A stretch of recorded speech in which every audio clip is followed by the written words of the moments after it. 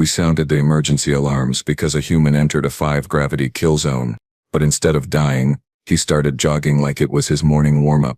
I have been working station security for 11 cycles now, and I thought I had seen everything, every species, every peculiarity, every bizarre biological quirk the galaxy had to offer. My name is Krell, and my partner Vento and I monitor the eastern wing of the Celestial Harmony Research Station, which is frankly the most boring job in the sector. Or, it was, until the humans showed up. The morning started normal enough. Vento was sipping his nutrient solution, his 4 eyes glazed over with the particular look of someone contemplating retirement. I was running diagnostics on the gravity regulators, a task so mundane I could do it in my sleep, probably have done it in my sleep, actually. Then the alert came through. 3 human scientists were scheduled to arrive at Docking Bay 7. The message came with approximately 47 pages of safety protocols, dietary restrictions, and something called psychological accommodation requirements. I skimmed the first page, rolled my eyes at Vento, and deleted the rest. Humans, Vento muttered, not looking up from his console. Command sent another memo. Apparently they are extremely fragile. We are supposed to handle them with, and I quote, utmost caution. I laughed. Actually laughed. Fragile? Vento. They come from a Class 9 gravity world. That is only 2 classes below Draknor. How fragile can they possibly be? Vento shrugged, his scales rippling with the gesture. The memo says their bones break easily. Something about calcium deposits and hollow structures. Also, they require constant hydration, specific atmospheric pressure and temperature regulation within a narrow band. Oh, and they are prone to something called anxiety. Whatever that means. Sounds like someone in xenobiology has too much time on their hands, I said, pulling up the docking bay cameras. Look at them. They are walking just fine. 2 legs, bilateral symmetry, standard carbon-based biology. What could possibly go wrong? Famous last words, as the humans would say. What I did not know, what nobody bothered to mention in all those safety protocols I deleted, was that Section 12 of the Eastern Wing had been running Draknor standard gravity for the past 3 days, 5 times galactic standard, and the maintenance crew had forgotten to update the warning system. Trevor Kane was the first human I actually paid attention to. Not because he was particularly remarkable looking, mind you. Average height for his species, brown hair that stuck up in odd directions, and wearing what appeared to be standard-issue research attire. No, I noticed Trevor because he took a wrong turn at Junction 42 and headed straight into Section 12. Section 12, where the gravity was still set to Draknor levels. I sat up so fast I nearly spilled my own nutrient drink. Vento, human in Section 12. Vento's eyes all focused on his screen simultaneously. A neat trick that still unnerved me after 3 years of partnership. Oh no. Oh, that is bad. That is very, very bad. He is going to be crushed. His fragile bone structure cannot possibly. We both watched the monitor, waiting for the inevitable collapse. Humans were supposed to be delicate, right? Their bones were practically hollow, according to the reports. 5 times normal gravity should have flattened him like a Plexian pancake the moment he crossed the threshold. Trevor stumbled slightly as he entered the section. See? There it was. The beginning of the end. He was going down, and we were going to have to file approximately 900 incident reports, and Command was going to have our hides mounted on the wall as a warning to future security officers who deleted safety protocols. But Trevor did not collapse. He steadied himself, rolled his shoulders in a circular motion that made several vertebrae crack audibly over the audio feed, and then, I swear on my ancestors, he smiled. Huh, Trevor said to himself, his voice picking up clearly on the monitors. Gravity feels a bit off in here. Good workout opportunity though. And then he started jogging. Not walking. Not crawling. Not desperately clawing his way back to normal gravity while his skeleton compressed into powder. Jogging. At a steady pace. His feet hitting the deck plating with rhythmic thuds that registered on the seismic sensors. I stared at the monitor. Vento stared at the monitor. The 3 other security officers who had wandered over to watch the gruesome human death also stared at the monitor. Is he? Vento started. Yes, I said. But he should not be. I know. The gravity is 5 times. I know. Trevor jogged past camera 3, then camera 4. He was not even breathing hard. Well, he was breathing harder than normal, obviously. But he was not dying. His face had turned slightly red, and there was moisture forming on his forehead. But he just kept going, 1 foot in front of the other, arms pumping at his sides, like this was completely normal. Should we stop him?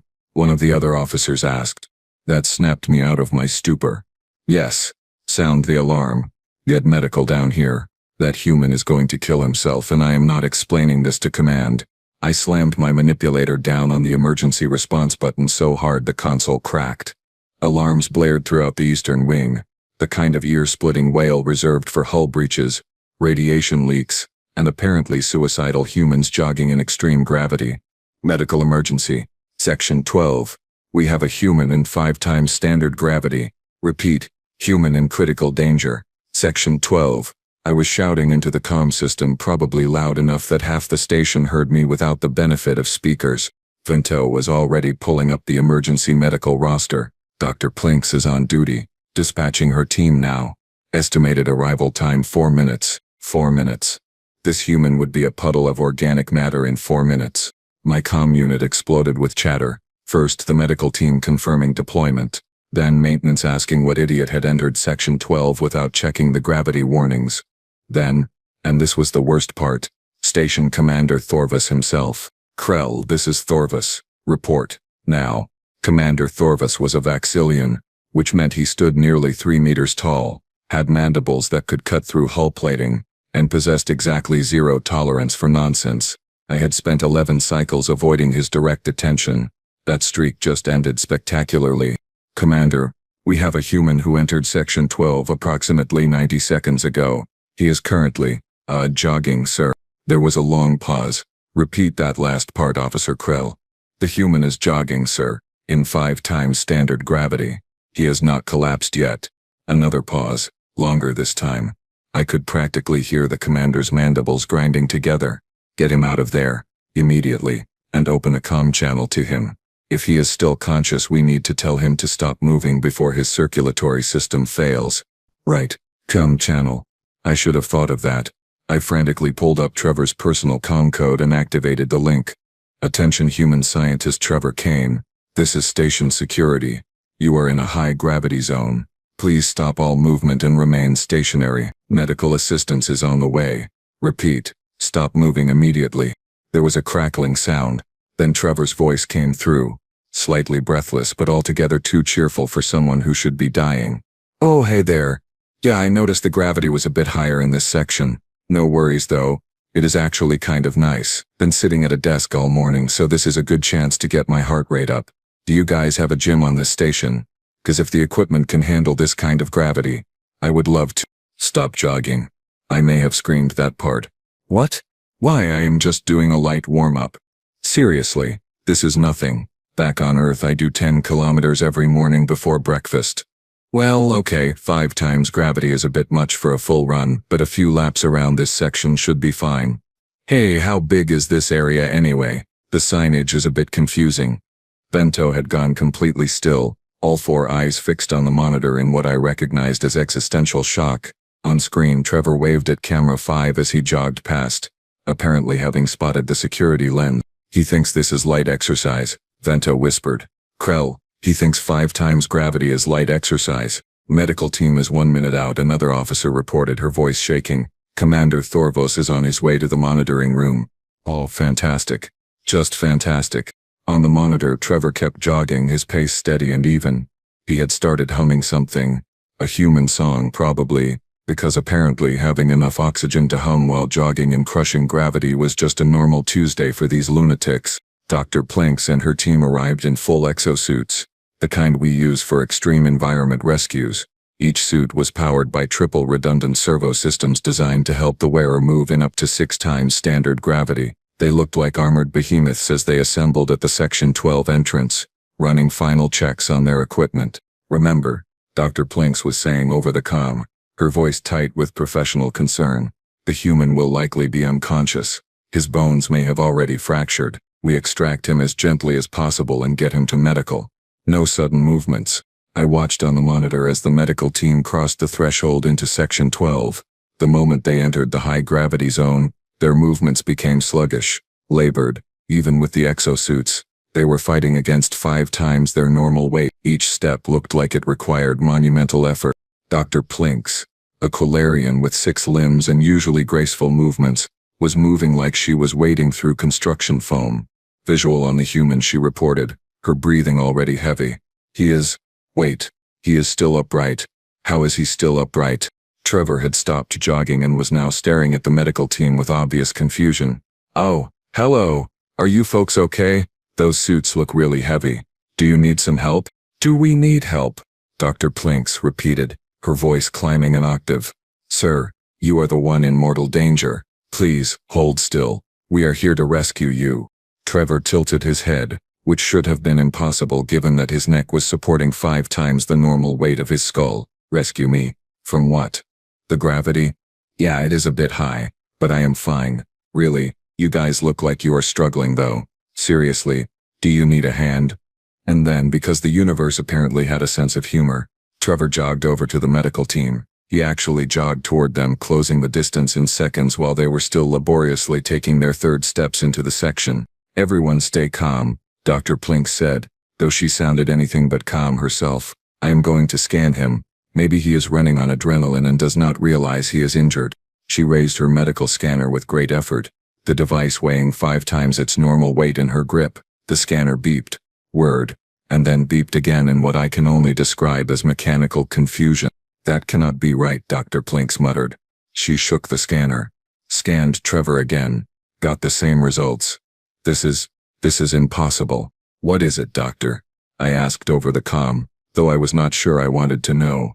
His bone density, she said slowly. His reading is comparable to reinforced composite materials. His muscle tissue is compressing and releasing under the gravity load like hydraulic pistons. And his cardiovascular system, by the ancestors.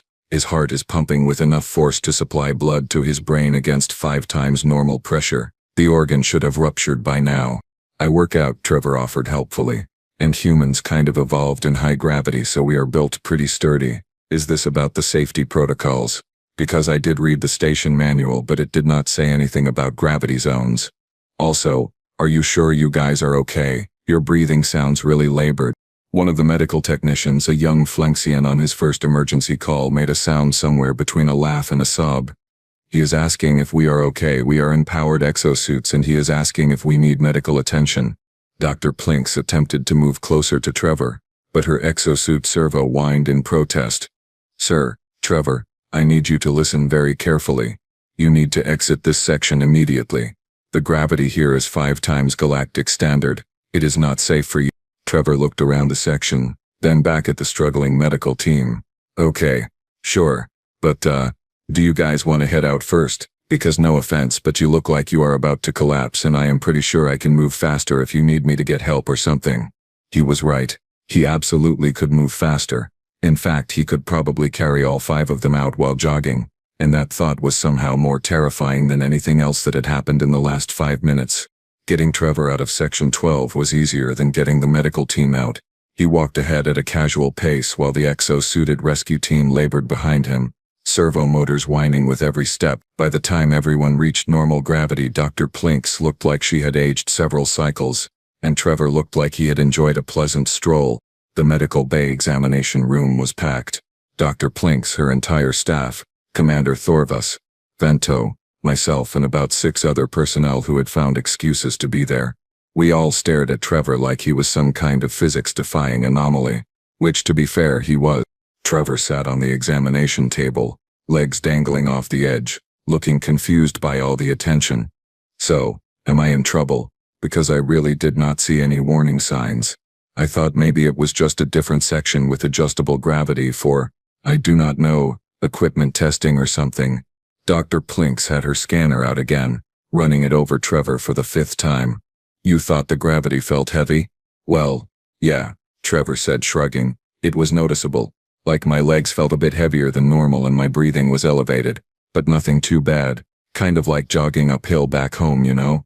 Jogging uphill, Commander Thorvas repeated slowly, his mandibles clicking together in a way that suggested he was 2 seconds from either laughing or having a breakdown. You compared 5 times standard gravity to jogging uphill. I mean, yeah, it was not that different, honestly. A good workout, but not anything extreme. Trevor paused, looking at all of us. Wait, is 5 times standard gravity supposed to be dangerous? Because Earth is like, what, 9.8 meters per second squared? That is pretty close to galactic standard, right? So 5 times that is only about 50 meters per second squared. That is high, sure, but not crush your bones high. Vento made a choking sound. Only 50 meters per second squared. He said only. What do you normally do for exercise, Trevor? Dr. Plinks asked, her voice very carefully controlled. On Earth, I mean. Walk me through a typical workout routine. Trevor brightened up, apparently happy to discuss something familiar. Oh, sure. So, I usually wake up around 6 in the morning and do a 10-kilometer run. Nothing crazy, just to get the blood flowing. Takes me about 45 minutes. Then I hit the gym for some weight training, bench press, squats, deadlifts. The usual. I am not a serious lifter or anything. Just enough to stay healthy, maybe an hour of that. Then I cool down with some calisthenics, push-ups, pull-ups, that kind of thing. The room had gone completely silent. You do this every day? Dr. Plinks asked weakly. Well, most days. I take Sundays off. Recovery is important, you know? Oh, and sometimes I mix it up with rock climbing or swimming. Depends on the weather. Rock climbing, I said, finding my voice finally. You climb rocks. For fun. In Earth gravity. Yeah. It is a great full-body workout. You should try it sometime. Oh wait, would that even work for you guys?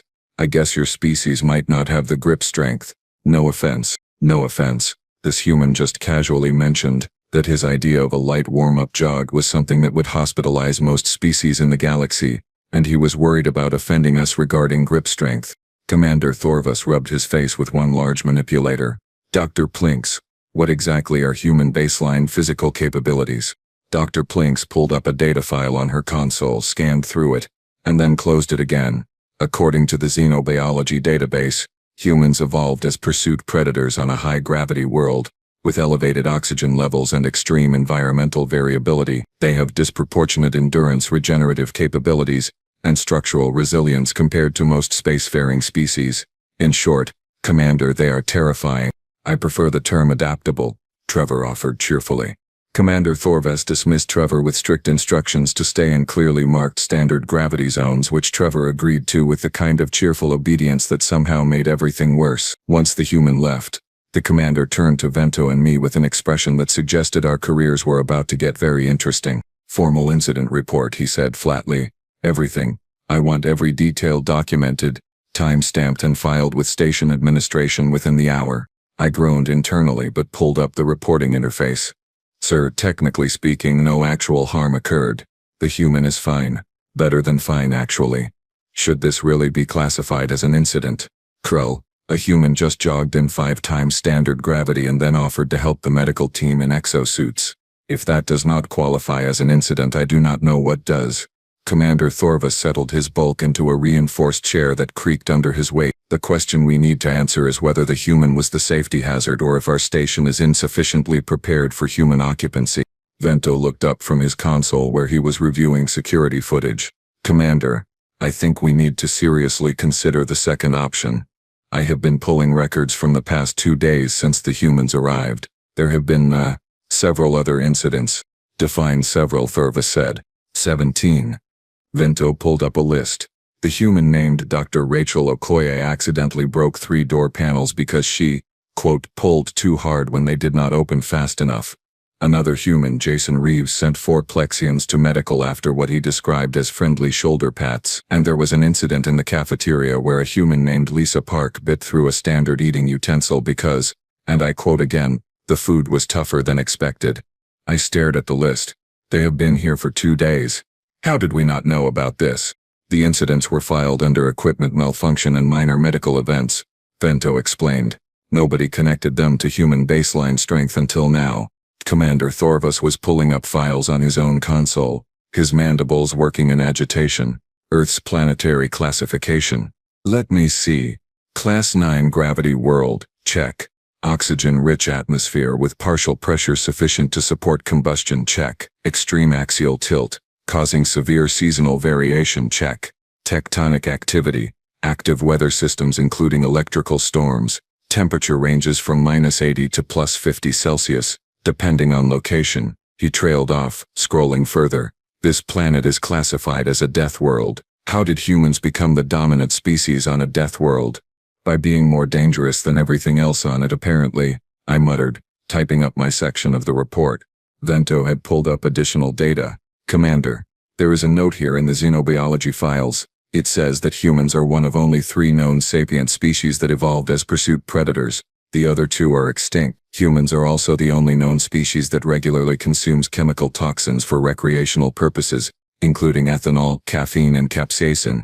They poison themselves for fun, I asked. Apparently it makes them feel good, Vento said, his voice hollow. There is also a note that humans have a saying, if it does not kill me, it makes me stronger. They treat adversity as exercise, Krell. They literally get stronger from things that almost kill them. Commander Thorvus closed his data files and looked at both of us. New station policy. Effective immediately. All sections will be clearly marked with gravity ratings and human accessibility warnings. Structural elements will be reinforced in human-occupied areas, and we are filing a formal safety complaint with the Galactic Station Standards Committee. A complaint about what exactly? I asked, though I had a sinking feeling I knew.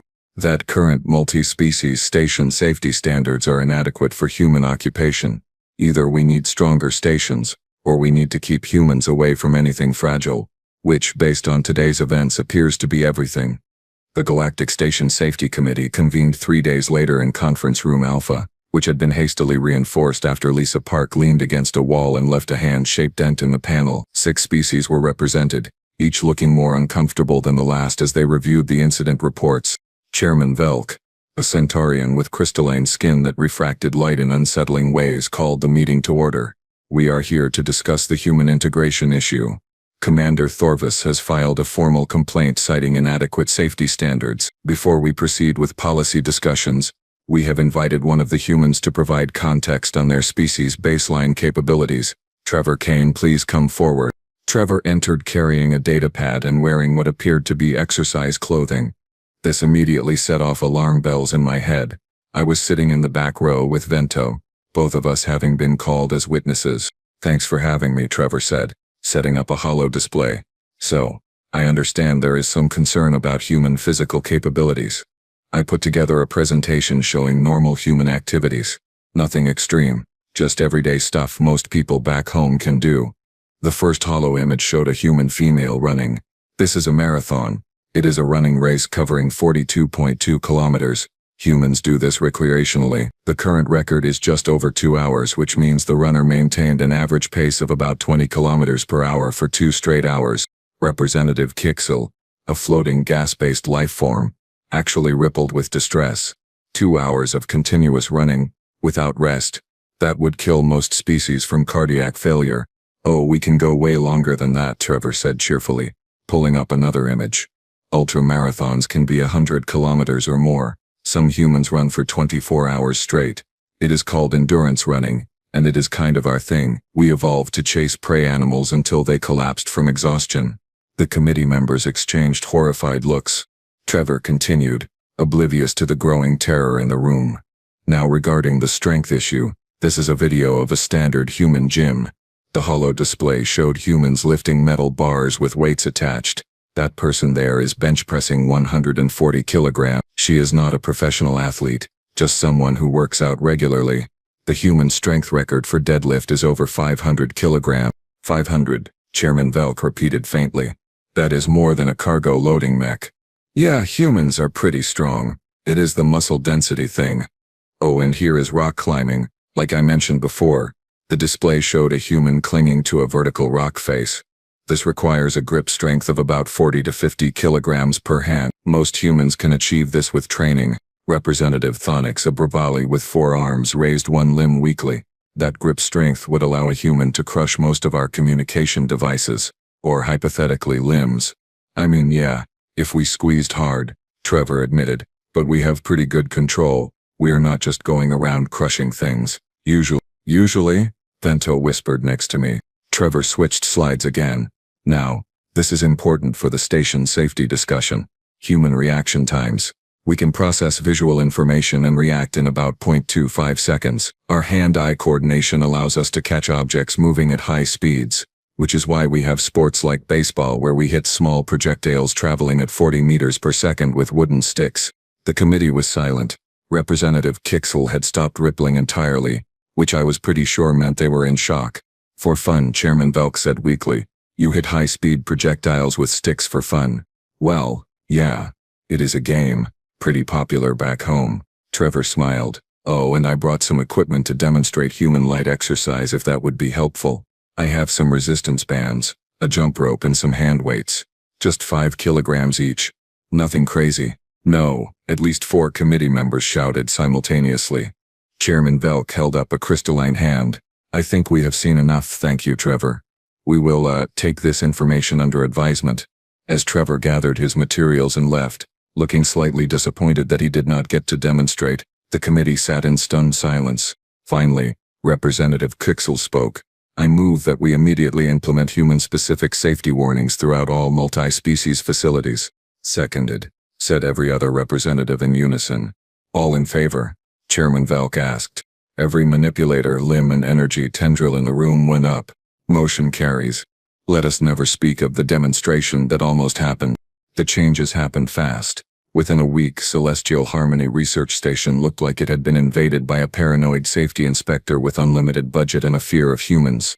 Every section now had gravity ratings displayed in 17 different languages, including 3 that used color-based communication and 1 that was just sophisticated scent markers. Doorways were reinforced with composite materials typically reserved for hull plating. Handrails were replaced with versions that could withstand a human grip without deforming. And most dramatically, an entire wing of the station was designated as a human activity zone, complete with warning signs that basically translated to enter at your own risk. Squishy species.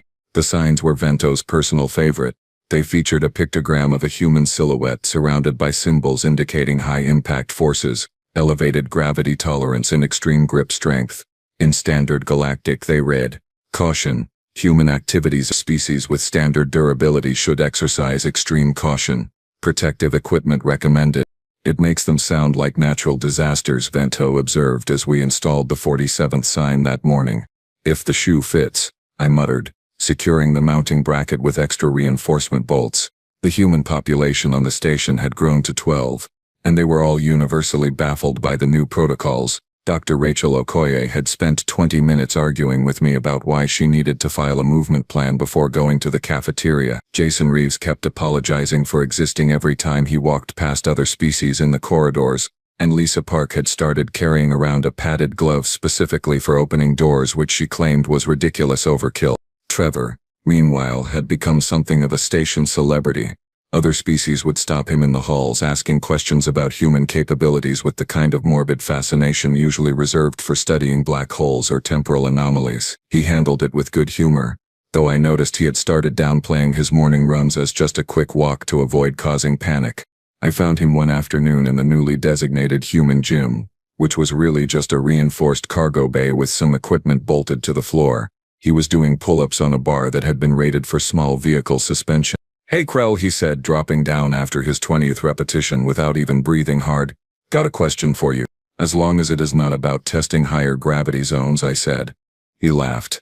No, I learned my lesson. I was just curious.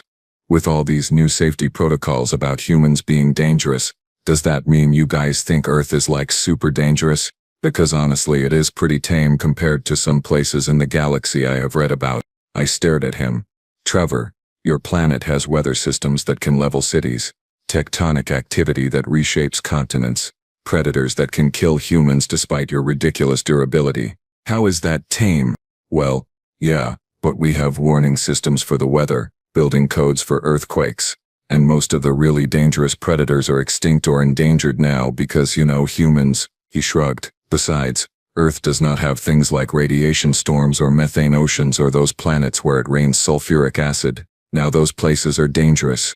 Those planets are uninhabited death worlds, Bento pointed out, having wandered in during the conversation. They are dangerous specifically because no one can live there. Right, but imagine if someone did, Trevor said enthusiastically. What kind of crazy adaptations would they need? Compared to that, humans are basically normal. Vanto and I looked at each other. This was the perspective problem in a nutshell. Humans measured danger against theoretical nightmare scenarios, so their actual nightmare reality seemed reasonable to them. Trevor, I said slowly, What do humans consider actually dangerous? He thought about it for a moment. I mean really dangerous. Probably stuff like hard vacuum lethal radiation, extreme temperatures beyond our survival range. You know, things that can actually kill us quickly. Oh, and administrative paperwork. That stuff is brutal. Paperwork, I repeated. Yeah, have you ever had to file a tax return? Terrifying. And that was when I truly understood the human problem. They had been shaped by a world so hostile that they measured danger on a scale that started at immediately lethal and went up from there. Everything else was just inconvenient. 2 months later, I was in the monitoring room when an alert came through. Hull breach in Section 7, caused by a micrometeorite impact. Atmosphere venting, pressure dropping fast. Emergency crews were scrambling. Then Trevor's voice came over the comm. Hey, security, I am in Section 7. I can see the breach. Give me a second. I will just plug it with the emergency seal kit until the repair team gets here. Trevor, get out of there, I shouted. The pressure. Yeah, I know. Holding my breath. Done this before in training. No big deal. On the monitor, I watched Trevor calmly cross the depressurizing section, slap an emergency patch over the breach, and then walk back to the sealed door, all in about 90 seconds. When he emerged into normal atmosphere, he took a deep breath and gave the camera a thumbs up. All good. You guys might want to check the hull integrity sensors in that area though. They did not catch that impact until after the breach. Vento looked at me. I looked at Vento. I am adding a new line to the safety protocols, I said, which is, in the event of catastrophic emergency, locate nearest human. They will probably fix it before emergency services arrive. Vento considered this. That is actually solid advice. And really, what more was there to say? Humans had been on the station for 3 months and they had gone from being classified as fragile curiosities to being our unofficial emergency response team, not because we asked them to, but because apparently, life-threatening station failures were just light exercise compared to a Tuesday morning on Earth. I never did delete those safety protocols again. Turned out, they were just warning us about the wrong things.